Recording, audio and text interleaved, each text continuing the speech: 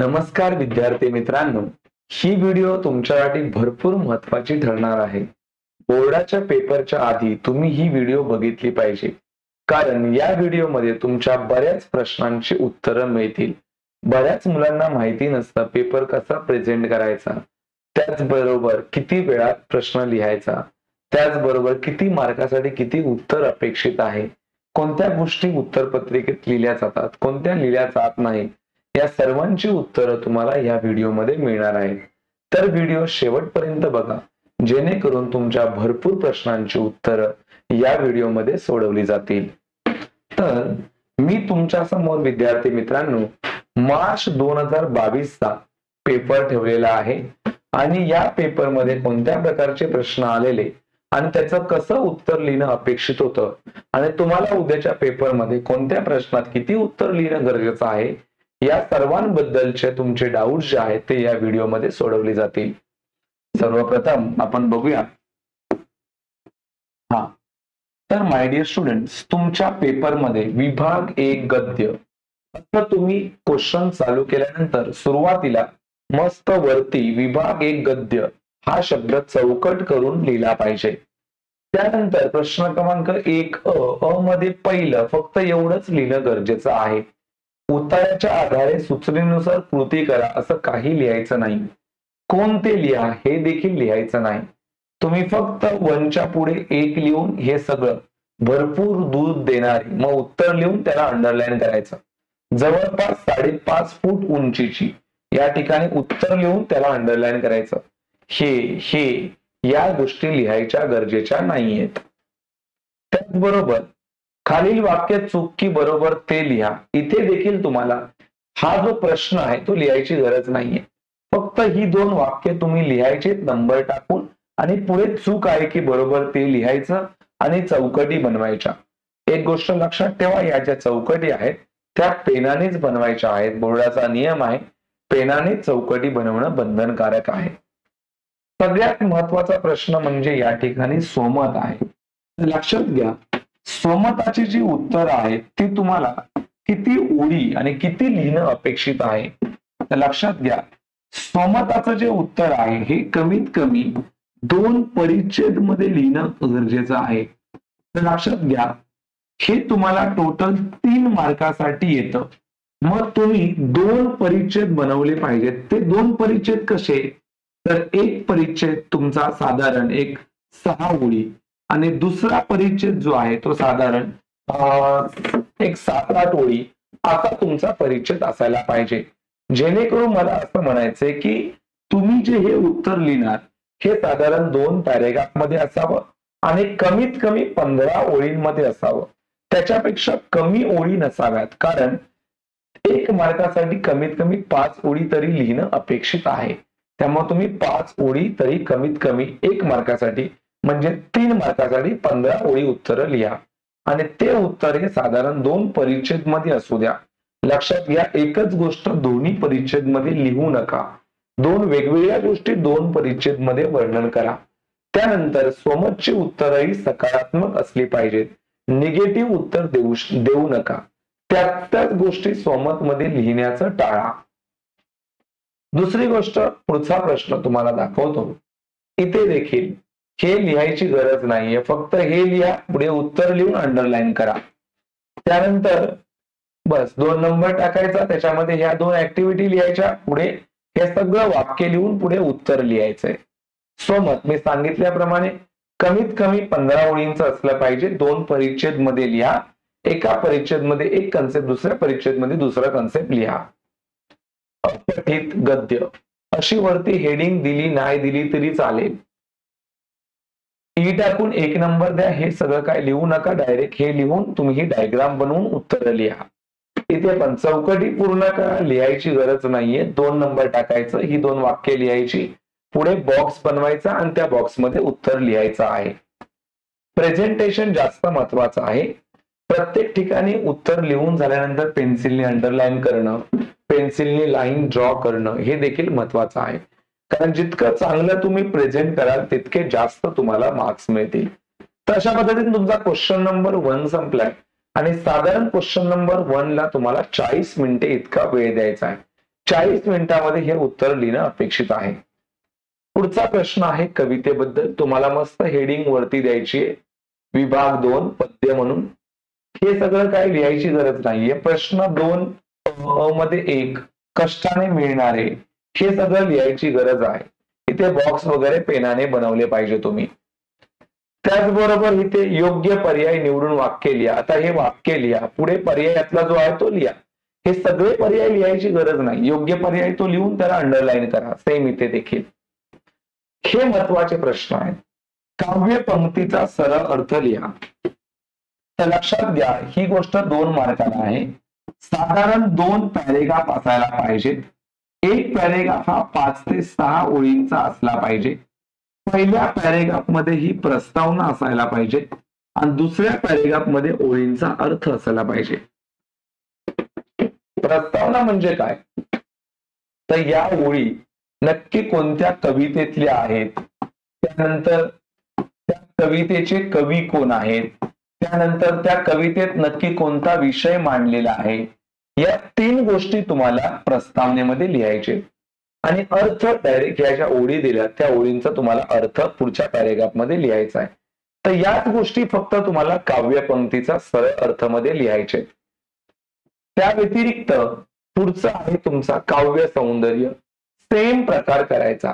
काव्य सौंदर्य मध्ये पण प्रस्तावना लिहायची एका पॅरेग्राफ मध्ये, दुसऱ्या पॅरेग्राफ मध्ये त्या ओळींचा अर्थ लिहायचा. अशी हेडिंग द्यायची नाहीये, पण पॅरेग्राफ 2 असले पाहिजेत. एका पॅरेग्राफ मध्ये प्रस्तावना, दुसऱ्या पॅरेग्राफ मध्ये ओळींचा अर्थ. इथे देखील आ मध्ये तुम्हाला 2 कविता दिलेल्या असतात आणि त्या 2 कवितांच्या बद्दल तुम्हाला हे प्रश्नांची उत्तरं लिहायचे. तुम्ही पहिलं यापैकी कोणतीतरी एक योग्य कविता निवडली पाहिजे जी तुम्हाला सोपी वाटते आणि त्या कवितेचाच कवी कोण आहे, त्या कवितेचा विषय काय आहे आणि त्या कवितेच्या या शब्दांचा अर्थ. बऱ्याचदा या ठिकाणी कविता आवडणं आणि न आवडण्याची कारण असं विचारतात. तर तुम्हाला जसा हा बॉक्स दिला तसा बॉक्स बनवला पाहिजे आणि त्या बॉक्समध्ये उत्तर लिहिणं अपेक्षित आहे. दोन्ही कवितेचं लिहायचं नसतं, कोणत्याही एका कवितेबद्दल या ठिकाणी लिहायचं असतं. तर इथे आवडणं आणि न आवडण्याची जर कारण तुम्हाला विचारली तर साधारण 10 ओळीचं उत्तर असणं अपेक्षित आहे. कारण हे 2 मार्कांसाठी आहे. आवडणं आणि न आवडण्याची कारण.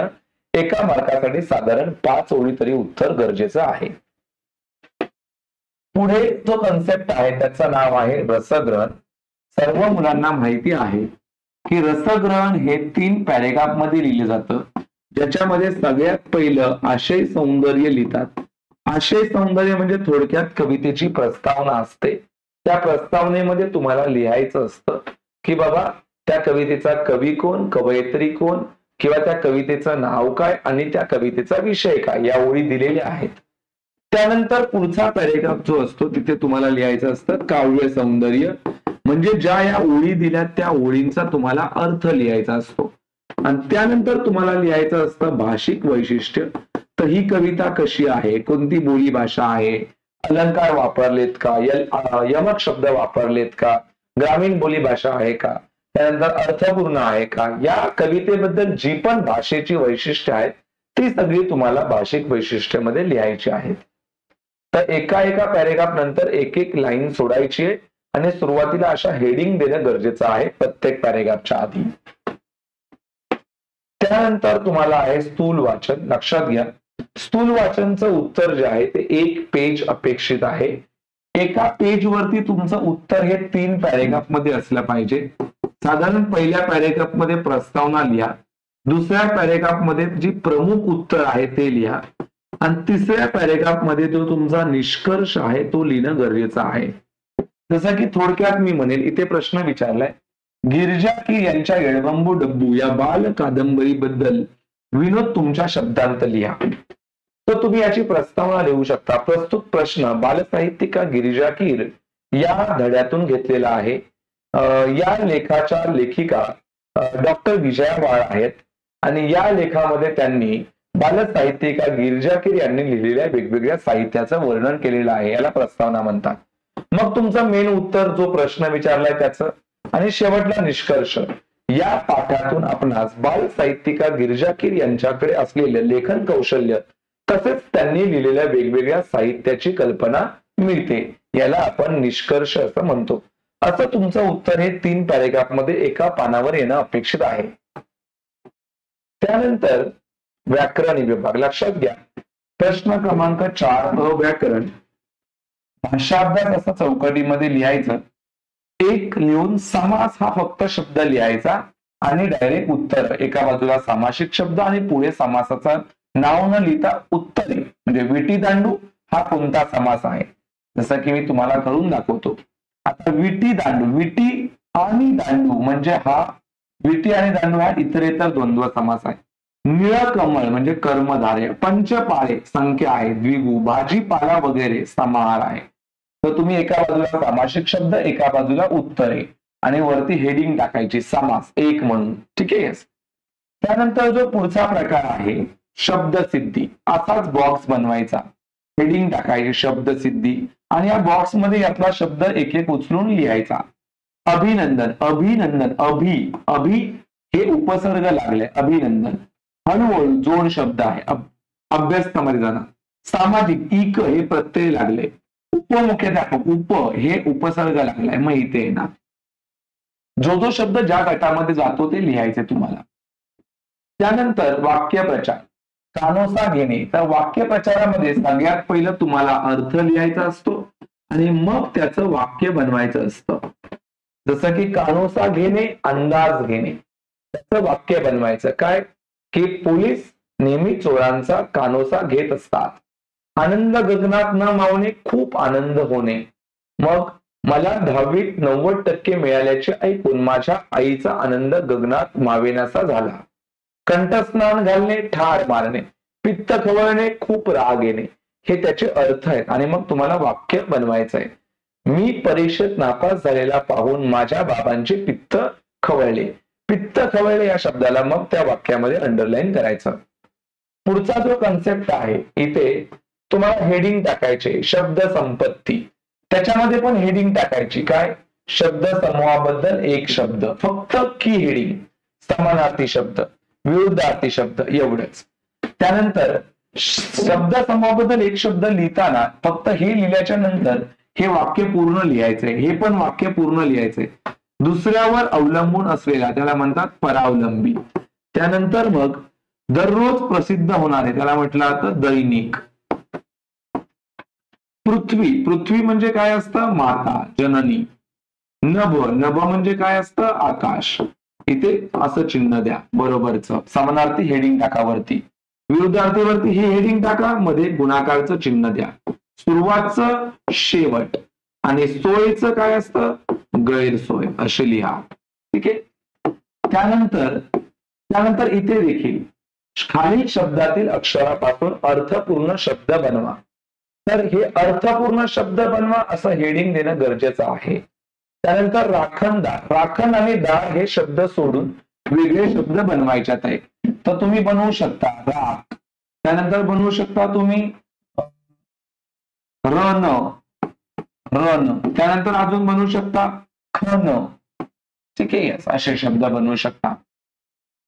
त्यानंतर याच्यामध्ये तुम्हाला जो शब्द राईट आहे तो ओळखायचा आहे. तर दुर्मिळ, दुर्मिळमध्ये हा शब्द राईट आहे. पिढी, पिढीमध्ये हा शब्द राईट आहे. कुटुंब हा राईट आहे.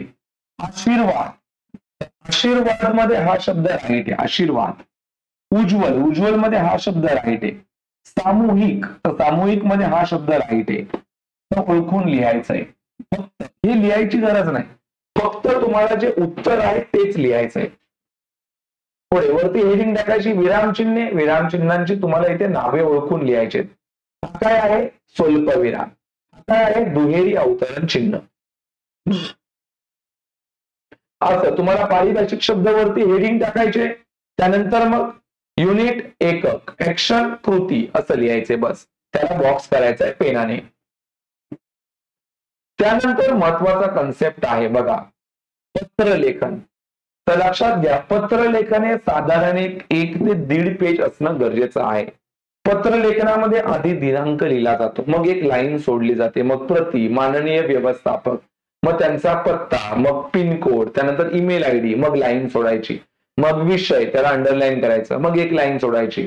मग त्यानंतर मग महोदय, पुरुष असेल तर, आणि जर महिलेला पत्र लिहिता येतं महोदया सादर प्रणाम, पहिला पॅरेग्राफ, दुसरा पॅरेग्राफ, तिसरा पॅरेग्राफ, मग कळावे, मग आपला विश्वासू, मग आपलं नाव पत्र लिहिणाऱ्याचं, आणि मग आपला पत्ता, मग आपला पिन कोड, मग आपला ईमेल आयडी, असं करून तुम्ही हे पत्र काय करू शकता, संपवू शकता. साधारण एक 1 ते 1.5 पानं तर कमीत कमी लागतातच.